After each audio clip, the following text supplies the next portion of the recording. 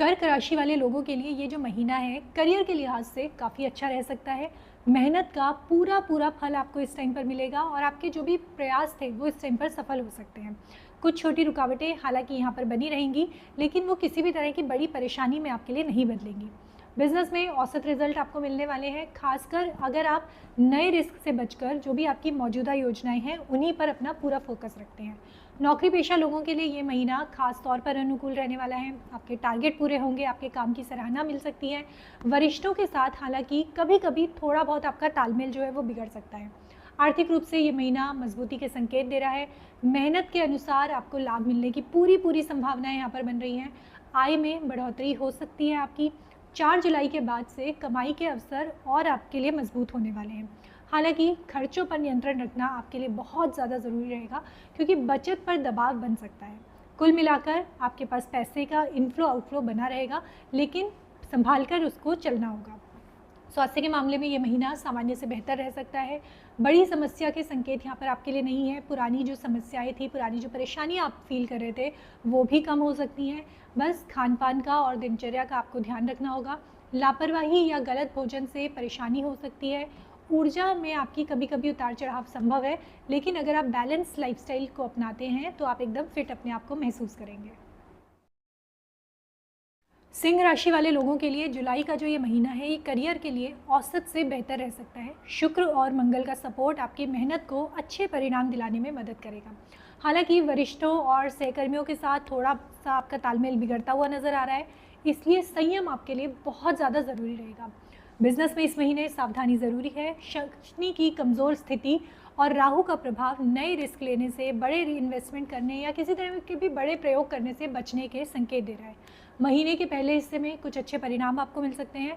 खासकर 7 जुलाई के बाद बुध और 15 जुलाई तक सूर्य का सपोर्ट आपके व्यापार को मजबूत करता हुआ दिखाई दे रहा है, लेकिन दूसरे हिस्से में लाभ जो है वो थोड़ा सा सामान्य रह सकता है। आर्थिक रूप से महीना मिला जुला लेकिन बेहतर रह सकता है। शुरुआत में कमाई आपकी अच्छी रहेगी, क्योंकि बुध और सूर्य का सपोर्ट आपको मिलता हुआ दिखाई दे रहा है। 15 जुलाई के बाद से लाभ जो है वो थोड़ा सामान्य हो सकता है। अच्छी बात यह है कि बड़े खर्चों की संभावनाएं यहाँ पर कम दिखाई दे रही हैं, जिससे आप अपनी आर्थिक स्थिति को बैलेंस कर पाएंगे। स्वास्थ्य में मिश्रित परिणाम आपको मिलते हुए दिखाई दे रहे हैं।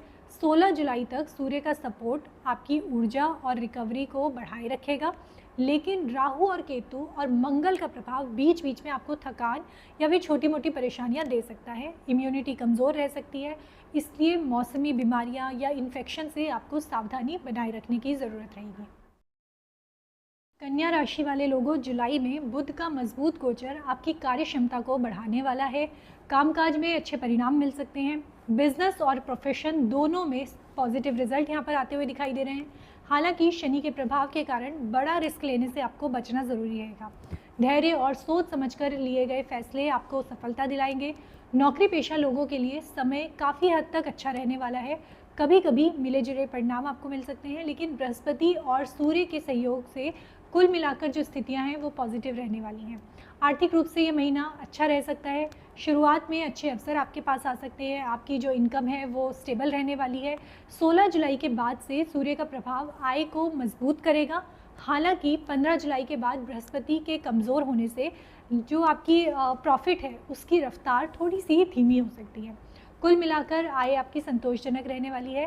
4 जुलाई के बाद से खर्चे बढ़ सकते हैं, खासकर लाइफस्टाइल या फिर लग्जरी चीज़ों पर, इसलिए बजट पर नियंत्रण रखना आपके लिए बहुत ज़्यादा ज़रूरी रहेगा। स्वास्थ्य सामान्य तौर पर ठीक रह सकता है।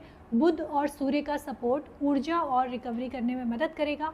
हालांकि शनि की दृष्टि से हल्की परेशानियां या फिर पुरानी दिक्कतें जो थी वो कभी कभी आपके लिए उभर सकती हैं।